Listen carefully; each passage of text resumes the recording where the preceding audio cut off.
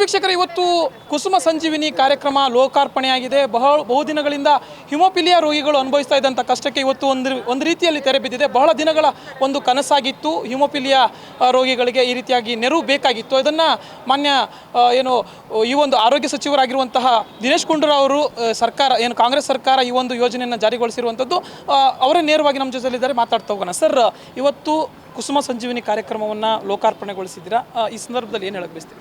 ಇದು ಅತ್ಯಂತ ಒಂದು ವಿನೂತನವಾದಂಥ ಒಂದು ಕಾರ್ಯಕ್ರಮ. ಇವತ್ತು ನಮ್ಮ ಕರ್ನಾಟಕದಲ್ಲಿ ಸುಮಾರು 2,000ಕ್ಕಿಂತ ಹೆಚ್ಚು ಜನ ಈ ಹಿಮೋಫಿಲಿಯಾ, ಇದು ಒಂದು ರೇರ್ ಡಿಸೀಸ್ ಅಂತ ಹೇಳ್ತೀವಿ, ವಿರಳ ಕಾಯಿಲೆ.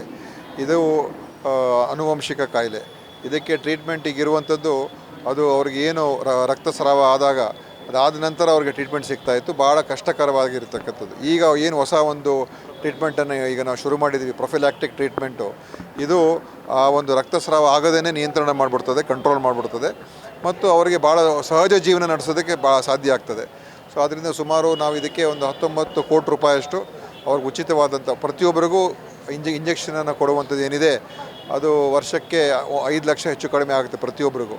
ಸೊ ಇದು ಸುಮಾರು ಒಂದು 19 ಕೋಟಿ ವೆಚ್ಚದಲ್ಲಿ ಈ ಕಾರ್ಯಕ್ರಮವನ್ನು ನಾವು ಮಾಡಿದೆ. ಎಲ್ಲರಿಗೂ ಉಚಿತವಾದಂಥ ಇಂಜೆಕ್ಷನ್ ಕೊಡ್ತೀವಿ. ಅವರ ಬದುಕಿನಲ್ಲಿ ದೊಡ್ಡ ಬದಲಾವಣೆ, ಒಂದು ರೀತಿ ಪವಾಡ ಅಂತಲೇ ಹೇಳ್ಬೋದು. ಆ ರೀತಿಯಾದಂಥ ಒಂದು ಬದಲಾವಣೆ ಆಗ್ತದೆ. ಯಾಕೆಂದರೆ ಅವರ ಸಹಜ ಜೀವನ, ಅವರಿಗೆ ಈ ರಕ್ತಸ್ರಾವ ಆಗೋದು ನಿಲ್ಲುತ್ತೆ, ಮತ್ತು ಅದರಿಂದ ದುಷ್ಪರಿಣಾಮಗಳೇನಾಗ್ತದೆ, ಅಂಗವೈಕಲ್ಯತೆ ಮತ್ತು ಅನೇಕ ಜನರಿಗೆ ಭಾಳ ಗಂಭೀರವಾದಂಥ ಅದರ ಒಂದು ದುಷ್ಪರಿಣಾಮಗಳಿದೆ. ಅದೆಲ್ಲವೂ ಕೂಡ ಈ ಒಂದು ಔಷಧಿಯಿಂದ ಹೋಗಲಾಡಿಸುವಂಥದ್ದು. ಅದಕ್ಕೆ ನಮ್ಮ ರಾಜ್ಯ ಸರ್ಕಾರ ಇವತ್ತು ದೇಶದಲ್ಲೇ ಬಹುಶಃ ಪ್ರಥಮ ಬಾರಿಗೆ ಈ ದೊಡ್ಡ ಮಟ್ಟದಲ್ಲಿ ನಾವು ಮಾಡ್ತಾ ಇರ್ತಕ್ಕಂಥದ್ದು, ಇದನ್ನು ನಾವು ಇಂಟ್ರೊಡ್ಯೂಸ್ ಮಾಡಿದ್ದೇವೆ. ಮಾದರಿಯಾದಂಥ ಒಂದು ಕಾರ್ಯಕ್ರಮ. ಆರೋಗ್ಯ ಇಲಾಖೆಯಲ್ಲಿ ಭಾಳ ಒಳ್ಳೆಯ ಸುಧಾರಣೆಯನ್ನು ತರ್ತಾ ಇದ್ದೀರಾ, ಒಳ್ಳೊಳ್ಳೆ ಯೋಜನೆಯನ್ನು ತರ್ತಾ ಇದ್ದೀರಾ. ಇತ್ತೀಚೆಗಷ್ಟೇ ಅಭಯಹಸ್ತ ಅನ್ನುವಂಥ ಕಾರ್ಯಕ್ರಮ ಕೂಡ ನಡೆಸಿದ್ರಿ. ಆದರೆ ಇವತ್ತು ಒಂದು ಗೊಂದಲ ಆಗ್ತಾ ಇರುವಂಥದ್ದು ಸರ್, ಏನು ಅಂದರೆ ಉರ್ದು ಇದರಲ್ಲಿ ಒಂದು ಪತ್ರಿಕೆ ಮುದ್ರಣ ಆಗಿದೆ ಉರ್ದು ಭಾಷೆಯಲ್ಲಿ, ಕನ್ನಡ ಇಂಗ್ಲೀಷಲ್ಲಿ. ಅಂದರೆ ಉರ್ದು ಪತ್ರಿಕೆ ಅಡ್ವರ್ಟೈಸ್ಮೆಂಟ್ ಕೊಟ್ಟಾಗ ಉರ್ದು ತಾನೇ ಕೊಡಬೇಕು. ಓಕೆ, ಬಟ್ ಅದು ಇಲ್ಲಿ ಕನ್ನಡ ಭಾಷೆಯರಿಗೆ ಹೆಚ್ಚಿನ ಪ್ರಾತಿನಿಧ್ಯ. ಈಗ ಉರ್ದು ಪತ್ರಿಕೆಯಲ್ಲಿ ನಾವು ಅಡ್ವರ್ಟೈಸ್ಮೆಂಟ್ ಕೊಟ್ಟರೆ, ಮಾಹಿತಿ ಕೊಟ್ಟರೆ, ನಾನು ಉರ್ದು ಭಾಷೆಯಲ್ಲಿ ತಾನೇ ಕೊಡಬೇಕು.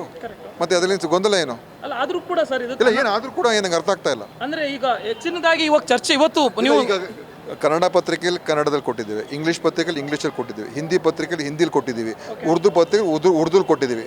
ಅದಕ್ಕೋಸ್ಕರ ಉರ್ದು ಪತ್ರಿಕೆಯಲ್ಲಿ ನಾನು ಉರ್ದುಲ್ ಕೊಟ್ಟಕ್ಕೆ ನಿಮ್ಗೇನು ಸಮಸ್ಯೆ? ಸರ್, ಅವಶ್ಯಕತೆ ಇರಲಿಲ್ಲ ಅನ್ನುವಂಥದ್ದು ಬಹಳ ದೊಡ್ಡ ಮಟ್ಟಿಗೆ. ಅದು ನಿಮ್ಮ ಅಭಿಪ್ರಾಯ? ನಮ್ಮದಲ್ಲ ಸರ್.